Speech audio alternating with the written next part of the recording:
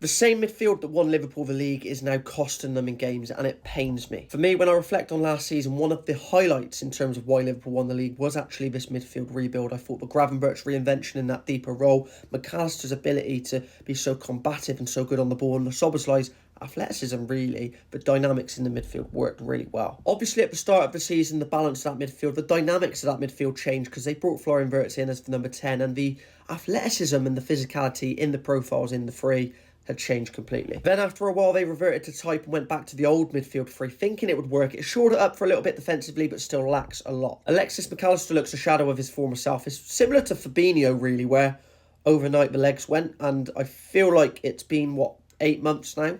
I don't think he's coming back, if I'm honest. It does worry me. It could be there's just a profiling issue, etc. He's the most combative of those three. He's the only one that will throw his weight in and make tackles, but his athleticism seems to have left him. Ryan Gravenberch was one of Liverpool's best players last season when they won the league, and I thought that introduction of him to the double pivot was genius from honest. I thought it worked really well, but then I look at this season and he seems to be getting forward more, and despite the fact I can see obviously he's a box-to-box player, I don't think his going forward, I'm not sure he's the answer. I'm really not. His passing range to platform Florian Wirtz, I don't think he's the man for that. Athletically, does he get about enough? Probably not. And tackling-wise, he doesn't do enough for me. And then we finish on Dominic Szoboszlai, and I'm not really going to say too much bad about him, to be honest. He's been Liverpool's best player this season. He's added goals to his game. He's so confident. He's been Liverpool's best player by a country mile. But one thing I will say is in terms of putting a foot in, and I'm not to be old-fashioned and 1960s and all of that, but it does matter. When you've only got one player in the midfield that is capable of actually putting a tackle in, and he can't get near anyone because of his legs,